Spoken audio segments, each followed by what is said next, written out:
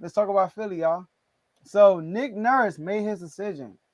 Went to Philly, picked them over the Suns, y'all. He had the opportunity to go with the Suns. Suns wanted him, but he chose Philly instead.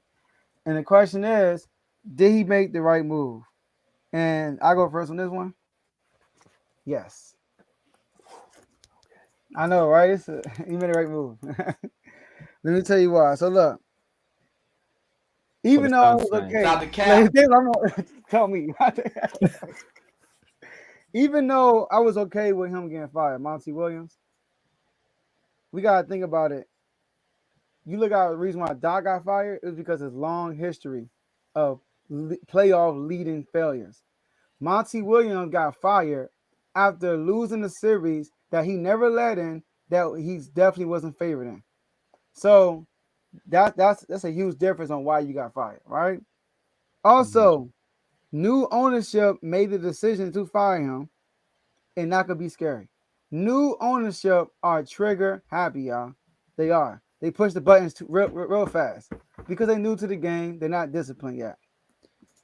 So I did my research. You look at the previous new owners: Suns, Clippers, Nets, Utah. All of the owners fired the coach as soon as they came in. The Suns fired Monty Williams, Clippers fired Doc Rivers, the Nets fired Kenny Atkins, and Utah got rid of Quinn Snyder. And I'm a king.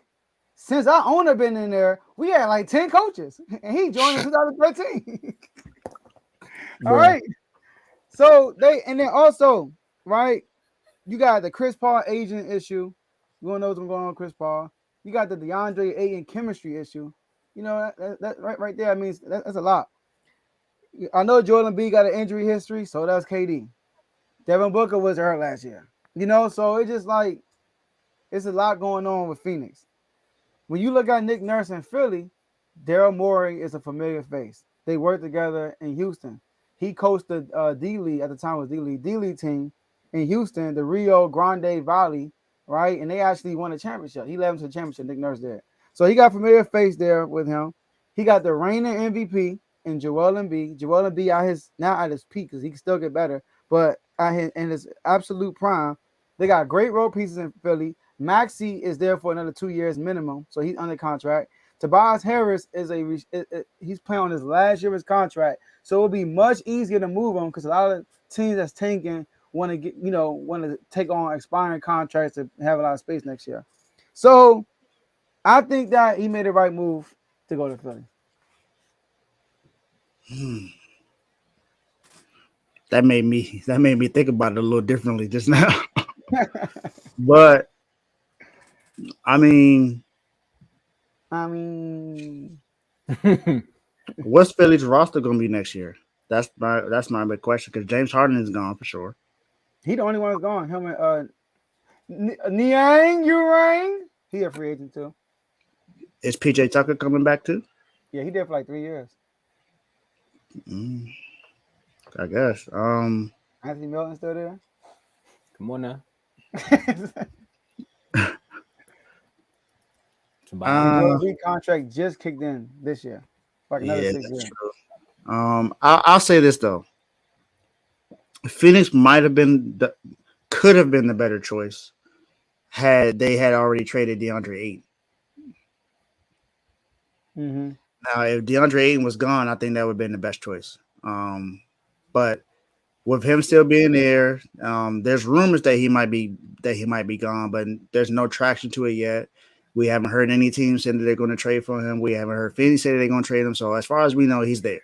He just got a Mm-hmm. brand new contract, so he's there. Do you really want to coach that? No, I wouldn't. I wouldn't want to coach it. He seems like a headache, especially when you got Devin Booker was at his neck. So was Chris Paul, Monty Williams, and Kevin Durant just got there, and he was doing the same thing too. So, do you really want to deal with that? No. Um. So yeah, I'll say Philly was the better choice. I mean Philly. I feel like Nick Nurse was the best option that was out there right now. Me too. I Because agree. I mean, yeah, Monty's still out there, but are you going to say that he's better than someone who already won an NBA title? No, I wouldn't say that. And Nick Nurse just knows what to do when it comes to pressure situations. So, like you said, he won a D League title. Um, I think that's what helped him get to Toronto for one. And then I understand that Kawhi was there, but that was a big change. You had Kawhi. You basically traded Kawhi for DeMar DeRozan, and you went right to the NBA Finals. Now we know there's some things that led up to that for them to be able to win that, but still, you're an NBA champion. Mm-hmm. And one thing about Monty in the finals, he was questioned because of the choices he made in the finals. So like, dude, why are you putting up this soft center up against Giannis? Like, it's not gonna work. He gonna get cooked, and that's what happened. He got cooked all the time. They even letting that go. I'm not. I'm not letting that go. I'm not letting that go at all. So yeah, I feel like Philly was his best option. I mean, what other option was it going to be other than Philly and Phoenix? I mean, what other teams out there are good enough to be able to? No. Yeah, he said Detroit. No, He said options, man. I'm just throwing out the names. I said good options. I didn't say options. I said it before you got the good. But yeah. Now you like new ownership. You just pressing buttons, man. But nah, this is definitely this is the right choice. I mean, other than all the choices that were out there, this is the best choice. I think there's no what other team is ready right now that could possibly make it to the finals. Phoenix, but it's too many headaches over there. Yeah. There's too many headaches over there. And then you don't know what Chris Paul you're going to get next year. Unless you're watching the State Farm commercial. Oh, but I think this is a clear consensus, man. Think about it. Think about it like this. If we all, let's just put yourself in Nick Nurse situation. You look at the Western Conference and then you look at the Eastern Conference. Eastern Conference, how many good teams are there? You can literally name them off the top of your head. There's like 5. I'm going to give you a solid 5. And the 76ers is one of them. Probably just 3 for real. That's like contenders. Yeah. All right, solid 3. And then the other, they're working on it. Mm-hmm. What would you want to name? Oh, my bad, Dave. I knew it. My bad, Dave. Nah, I got you now. Philly. Nah, you right. Philly's one of them. My bad, Dave.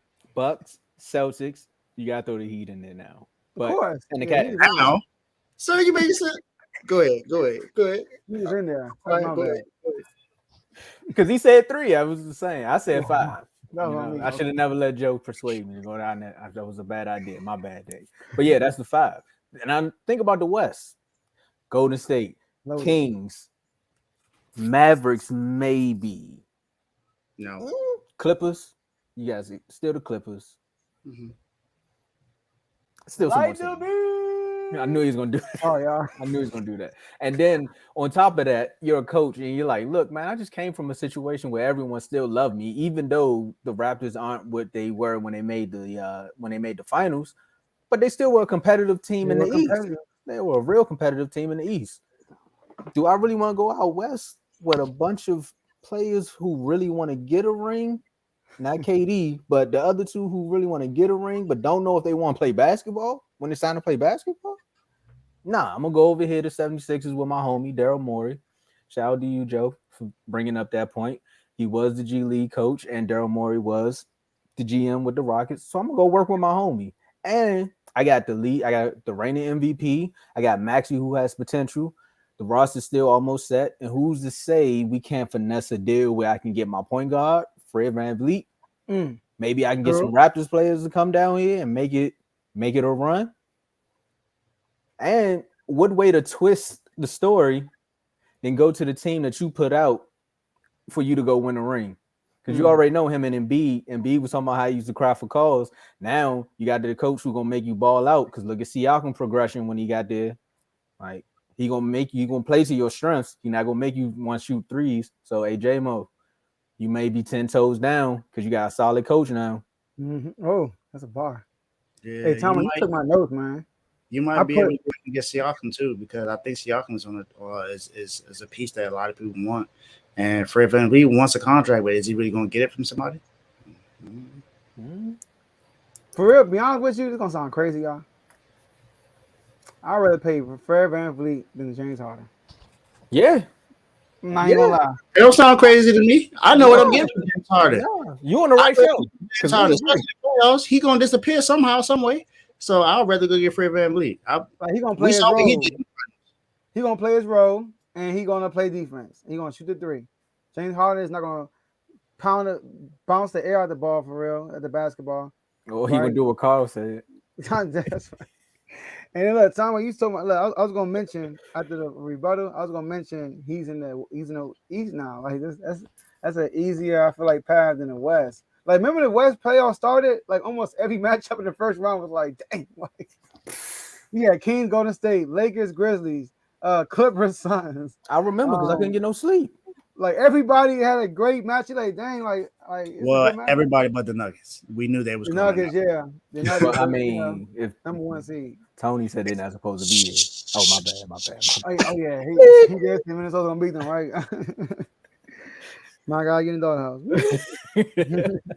But yeah, all right, cool. So we all agree. That's great. I think I was gonna say Phoenix. Yeah, I know. Before we jump to the next subject, but look at this again. I know I treat these segments like Kev do the Eagles, but look at this again. The life expectancy for a coach, a good coach in the NBA now, is literally maybe 1 to 3 years. Like you have 1 to 3 years to make something happen, and you could be a Hall of Fame coach.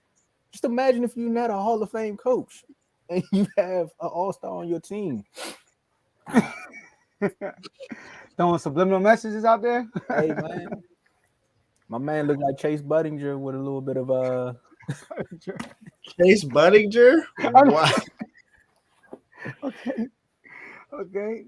That was a out the basketball fan for that one. Yeah.